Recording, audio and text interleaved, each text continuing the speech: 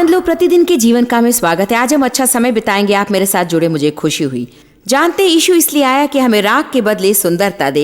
यही यशाया 61 कहता है, राख के बदले सुंदरता।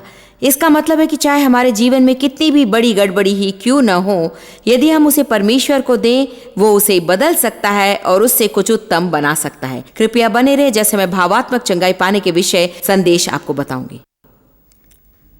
जब कोई मेरी और अपनी आत्मिक माता के रूप में देखता है तो मैं रोमांचित हो जाती हूं। मैं पूरे संसार की माता बनना चाहती हूं। लोग अनाथ हैं और उन्हें अनाथ नहीं होना चाहिए। उसने हमें गोद लिया और वो अपने साथ की संगति में हमें वापस लाया है। हमें यह सीखना है कि खुद के विषय में सही सोचना ठीक है। खुद से घृणा करना भक्तिपूर्ण नहीं है। आपको खुद को स्वीकार करना है, आपको खुद को गले लगाना है और अपने पूरे जीवन की बातों के साथ खुद को स्वीकारना सीखना है और खुद को गले लगाना है। हमें तुलना करना और स्पर्धा करना रोक देना है। शायद यहां किसी ने गिरगिट बनने की कोशिश की हो। यदि वे ये चाहे तो बदल कर ये बन जाए और यदि कोई कुछ और चाहे तो वो बन जाए। मैंने बहुत से लोग होने की कोशिश की थी। एक दिन मैं इतनी परेशान हो गई कि मैंने कहा, परमेश्वर, अब मैं जानती भी नहीं कि मुझे आखिर क्या होना है। मैंने डेव के समान, पड़ोसी के समान और मेरे पास्टर की पत्नी के समान होने की कोशिश की। वो सच में अच्छी थी और उनके पास दया का वरदान था। आपको उनका अनुमान लगाना होगा और मुझे उसके विषय बताने की आपको जरूरत नहीं है, ठीक है? वो तो अच्छी और दयालु थी और मैं तो मानू कि हाँ प्रभु आशीष दे।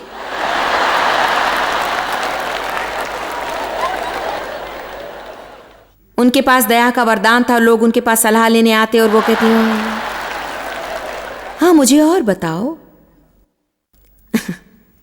और मैं सोचती, ठीक है, मैंने काफी सुन ली।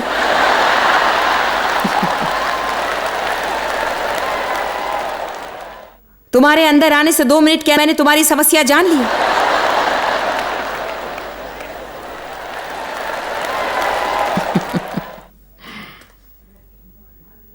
धार्मिक समाज मेरी कही हुई बातों में से अधिक मुझ पर इस बात के कारण क्रोधित होता है कि मैं कहती हूं मैं खुद को पसंद करती हूं।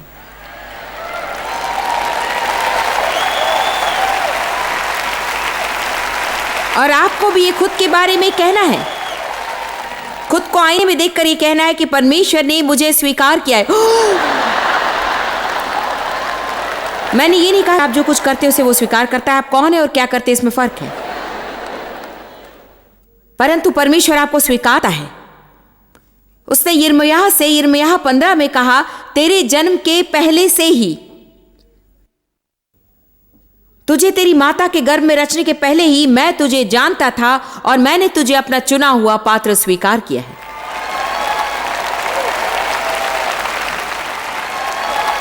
और यिर्मयाह डरा हुआ था, वो लोगों से डरा हुआ था और परमेश्वर ने उसे उसके डर के विषय में सुधारा। तो वो जानता था कि यिर्मयाह में गलतियां थी।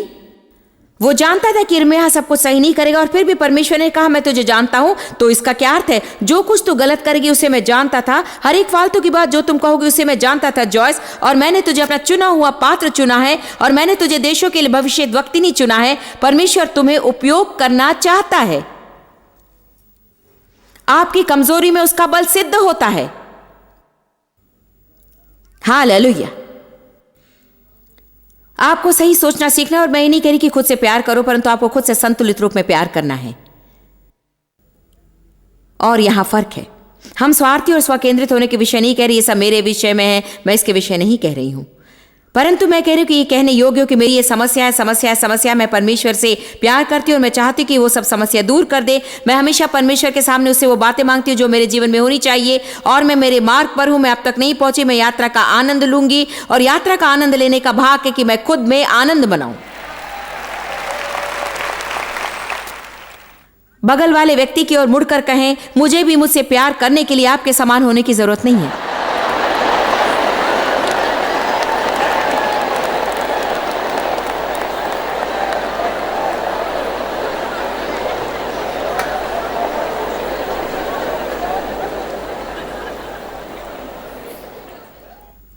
आमीन।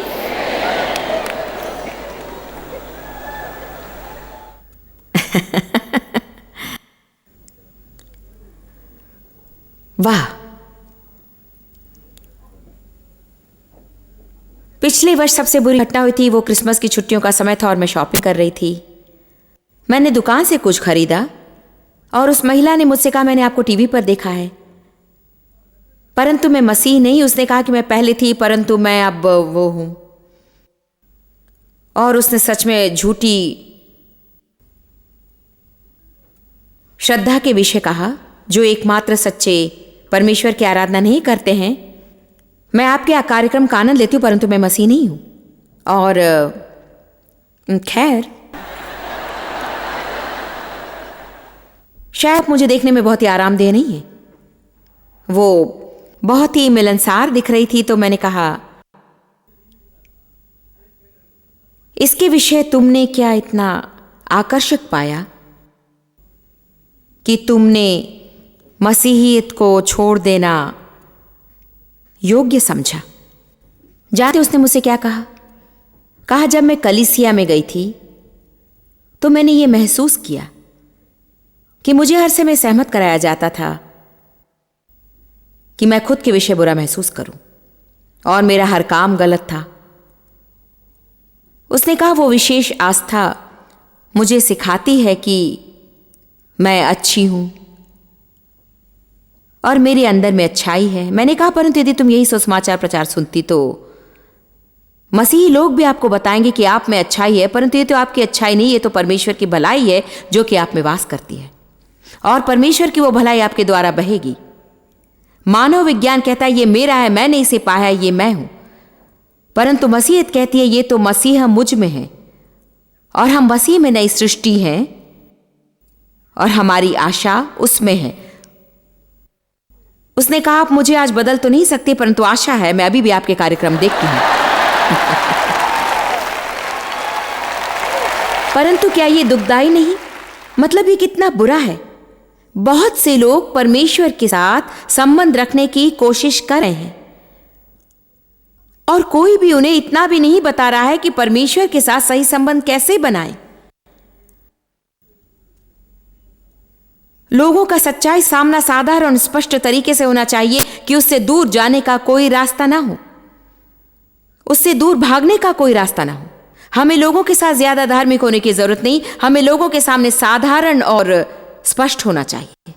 आमीन। परमेश्वर आपसे प्यार करता है।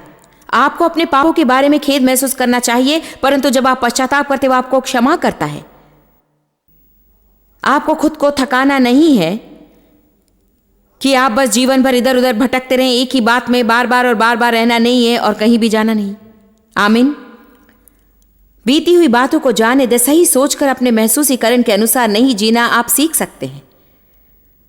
टूटे हृदय वाले लोगों की इच्छा शक्ति सही काम नहीं करती है। वो या तो पीछे जाना चाहते हैं और सबको अपने ऊपर से जाने देते हैं क्योंकि वे अपने जीवन में बहुत घबराए होते हैं, या वे सब बातों पर नियंत्रण करना चाहते हैं। टूटे दिल वाले व्यक्ति के लिए सब कुछ संतुलन से बाहर होता है। हमें संतुलन रखना है।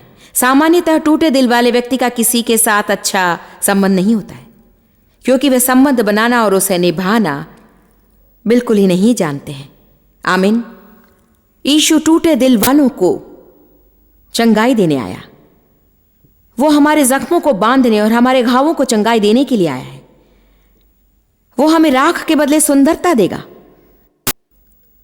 विलाप के बदले आनंद का तेल देगा, बोझ की आत्मा के बदले स्तुति का वस्त्र देगा, परंतु आपको सुंदरता पाने के लिए अपनी राख देनी होगी। समस्या यह है कि बहुत से लोग अपनी राख थामे रहना चाहते हैं।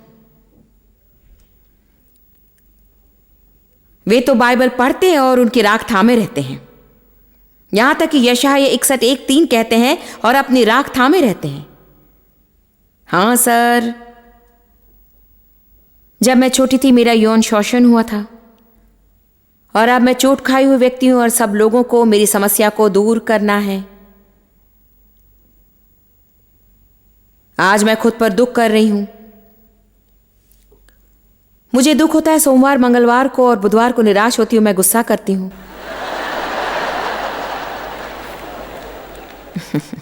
और मैं व्यस्त हूं।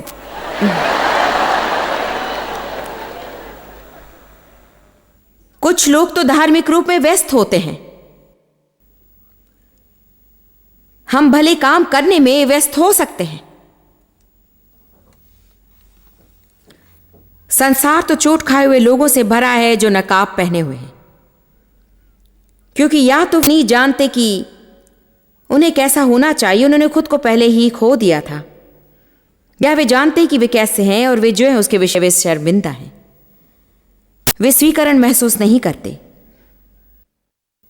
इसलिए वे हर समय दिखावा करते हैं कि सब ठीक है, परंतु सब ठीक नहीं होता है। जब दाऊद को चोट लगी उसने उसे मान लिया। जब तक आप मान न ले कि आपकी जरूरत है तब तक मदद नहीं हो सकती। अपने मेल मिलाप के द्वारा सबको और खुद को प्रभावित करने की कोशिश करना बंद करें। हमारे जीवन का उद्देश्य बन जाता है, मेरी ओर देखिए मैंने इसे पा लिया है। बहन सुपर मसीही, भाई संत, हम सुपर भेड़ बनना चाहते हैं। सुपर और भेड़ एक साथ नहीं चलती हैं। यीशु ने हमें भेड़ कहा क्योंकि भेड़ बोलती नहीं है। उनकी अगुवाई न करे तो वो भेड़ शाला से बाहर नहीं जा सकती। वे जो जहरीली झाड़ियां और सब तरह की चीजें खाएंगी, जब हम परमेश्वर के साथ संबंध में आते हैं, और मैं सोचती हूं कि ये बहुत ही अद्भुत है, और वहां पर तो एक अलौकिक आदान प्रदान होता है। वो आपके पाप उठा लेता है, अपनी धार्मिकता हमें देता है। वो हमारी शर्म लेता है और अपनी धार्मिकता हमें देता है। वो हमारा दोष लेता है और वो हमें अपनी धार्मिकता देता है। जब मैंने डेव से विवाह किया, उनके पास कार थी और मेरे पास नहीं थी। जैसे ही मैंने कहा मेरे पास है, मेरे पास कार आ गई।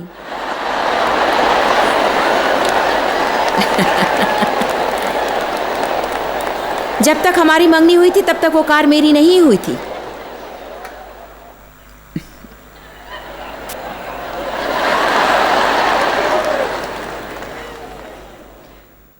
जब हमारी मंगनी हुई थी तब मुझे उनका नाम नहीं मिला था।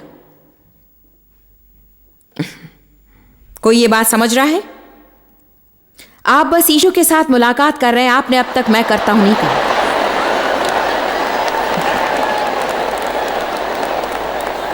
जब आप विवाह के सहयोगी को हां कहते हैं और ऐसे अनंतकाल की बातों को हां कहते हैं, आप जानते भी नहीं कि आप किन बातों के लिए हां कह रहे हैं।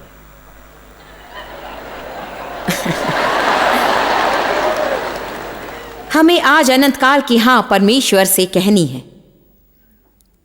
हां किसी भी बात के लिए, प्रभु मैं तुझ पर अपने जीवन के लिए भरोसा करती हूं। जो कुछ तू मेरे साथ करना चाहता है, मैं चाहती हूं कि तुम उसे करो। तुम्हारी योजनाएं शायद मेरी योजनाएं नहीं हो, परंतु मैं कहती हूं, हां कहती हूं, मैं हां कहती हूं। जब आप सच में उसका अर्थ जानते हैं और हम परमेश्वर को अनंत काल की हां कहते हैं और हम परमेश्वर के साथ गंभीर संबंध में प्रवेश करते हैं, और बस कलीसिया में जाना और परमेश्वर के साथ गंभीर समर्पित संबंध रखने में फर्क होता है। सच में फर्क होता है। फरवरी 1976 में मैं एक बहुत ही गंभीर समर्पित विश्वासी हो गई। मैं उसके पहले मसीह थी और विश्वास करती कि स्वर्ग चली जाऊंगी। मैं अनुग्रह का संदेश समझ चुकी थी। मैं परमेश्वर से प्यार करती, लेकिन बता सकती हूँ कि मेरे जीवन में कोई विजय नहीं थी और मैं किसी पर भी सकारात्मक रूप में असर नहीं डाल रही थी। मैंने वो अनंत काल की हां नहीं कही थी। मेरे पास मेरी योजनाएं थी और मैं चाहती थी कि प्रभु उसे आशीष दे। आमीन। परंतु मैं आपको बता सकती हूं कि जब मैंने डेव से विवाह किया तो जो कुछ उनका था मेरा हो गया और जो कुछ मेरा था उनका हो गया। मुझे उत्तम भाग ही मिला, क्योंकि उनके पास कुछ वस्तुएं थी और मेरे पास कुछ नहीं था। और अचानक मैंने सब कुछ पा लिया, एक घर और एक कार भी पा ली। हालेलुया। ये अच्छी लेन देन थी। देखिए, जब आप यीशु के साथ संबंध में आते हैं, वहां अलौकिक आदान प्रदान होता है। वो आपकी गड़बड़ी ले लेता है और अपनी धार्मिकता आपको देता है। आप उसे अपनी राख देते, वो अपनी सुंदरता आपको देता है। जो विलाप करते उन्हें वो सांत्वना देता है। बोझ की आत्मा की बजाय स्तुति के वस्त्र। ये अद्भुत है। एक अलौकिक आदान प्रदान। निराशा की बजाय आशा, गरीबी की बजाय बहुतायत। परंतु हमें निवेश करना है। अपनी राख उसे दे दें। हाँ, मैं खुद के विषय दुख महसूस करती, अपने ऊपर दया करा करती थी, और हफ्ते में कई बार जब कभी डेव ये साबित नहीं करते कि वो मुझसे प्यार करते तो मैं खुद के बारे में खेद महसूस करती थी, क्योंकि मैं असुरक्षित थी। पूरा दिन काम करके मैंने अच्छा भोजन बनाया और आपने मुझे नहीं बताया कि वो अच्छा है। कोई बात नहीं, बस वहां जाकर बेसबॉल गेम ही देखो, जाकर बच्चों के साथ खेलो, और मैं यहाँ बैठकर ये गंदगी साफ करती हूँ और सोचती हूँ कि हम ये बिल कैसे चुकाएंगे। मुझसे कोई प्यार नहीं करता, मेरा जीवन किसी काम का नहीं है। यदि मेरे साथ बुरा व्यवहार नहीं हुआ होता, मैं आपको बताऊं, मैं तो जाकर अपनी राख लेकर आती और उसे खोलकर उसे देखती और रोती रहती थी। दुख प्रकट करना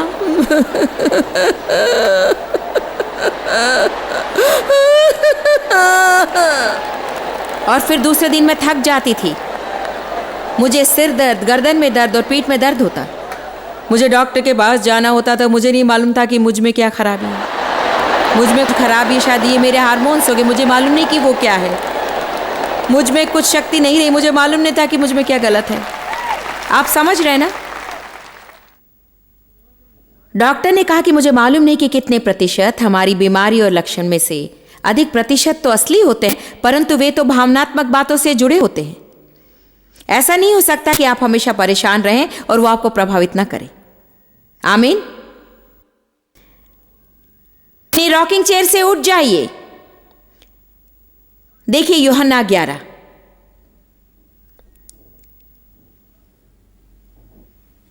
हालेलुया। यूहन्ना 11:21। मार्था ने यीशु से कहा, स्वामी यदि तू यहां होता तो मेरा भाई नहीं मरता।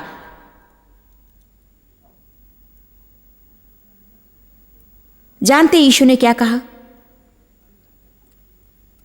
उसने ये नहीं कहा ओ हाँ ठीक है काश मैं वहां होता। उसने कहा तेरा भाई फिर जी उठे, आपका पुनरुत्थान आ रहा है। मेरे पास आपके लिए संदेश है।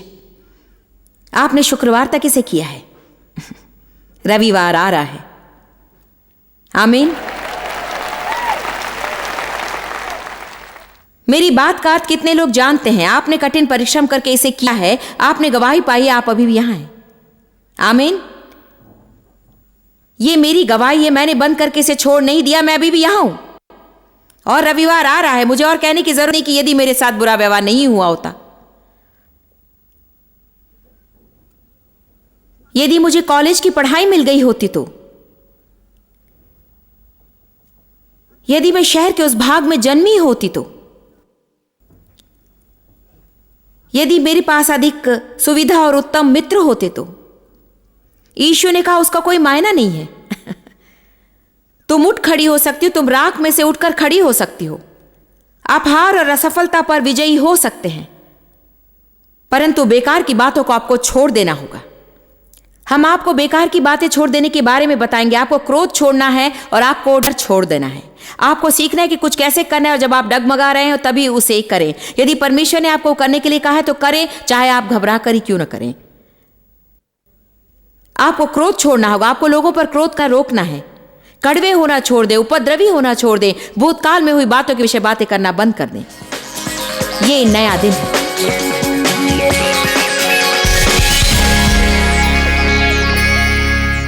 प्रार्थना द्वार खोलती है कि परमेश्वर हमारे जीवन में काम करे। शायद आपने कभी भावात्मक चंगाई के विषय प्रार्थना करना नहीं सोचा होगा। मैं सोचती हूँ कि कई बार हम ऐसे क्षेत्र के विषय नहीं सोचते हैं। ये सच में मेरे लिए खुशखबरी थी, एक पीड़ित होने के नाते ये पाऊं कि परमेश्वर मुझे भावात्मक रूप से चंगाई देना चाहता है। वो मेरे मन को चंगा करना चाहता है, मेरी भावना को चंगा करना चाहता है। तो हम अभी उन लोगों के लिए प्रार्थना करेंगे जो राख के बदले सुंदरता चाहते हैं। आपको चोट पहुंची है, आपका तिरस्कार किया गया है, आपको धोखा दिया गया है, आप असुरक्षित हुए और आपके पास ये सब भावनात्मक बातें हैं। और आज हम आपकी भावनात्मक चंगाई के लिए प्रार्थना करेंगे। पिता, हम यीशु के नाम में तेरे पास आते हैं, वो नाम जो सब नामों में श्रेष्ठ है, और हम तेरा धन्यवाद करते प्रभु कि तेरे वचन के अनुसार तू हमें राख के बदले सुंदरता देगा। आज हम वो वचन तेरे ओर उठाते हैं प्रभु, और हम तुझसे मांगते हैं कि भावनात्मक चोट खाए लोगों को चंगाई दे। हम उन्हें तेरे सिंहासन के सामने उठाते हैं और तेरे वचन के अनुसार प्रार्थना करते हैं कि तू उन्हें राख के बदले सुंदरता देगा। प्रभु मैं प्रार्थना करती हूँ कि तू उनकी राख दूर करेगा। मैं प्रार्थना करती हूँ कि तू उन्हें विलाप के बदले आनंद का तेल दे, बोझ की आत्मा के बदले स्तुति की आत्मा दे। तेरा धन्यवाद पिता कि हम भूतकाल को जाने दें और भविष्य की ओर आगे बढ़ें। तू हमारी परेशानी के बदले दुगना भाग देगा। मैं आज आपसे कहती हूँ जिन्हें चोट लगी है, यीशु के नाम में चंगे हो जाओ। धन्यवाद पिता। मैं प्रार्थना के विषय उत्साहित हूँ। मैंने प्रार्थना के द्वारा सामर्थ्य बातें होते देखी हैं। प्रभु आशीष दे। हम आपसे प्रेम करते हैं, आशा करते हैं कि आप अगली बार फिर आनंद और प्रतिदिन के जीवन का में मिलेंगे।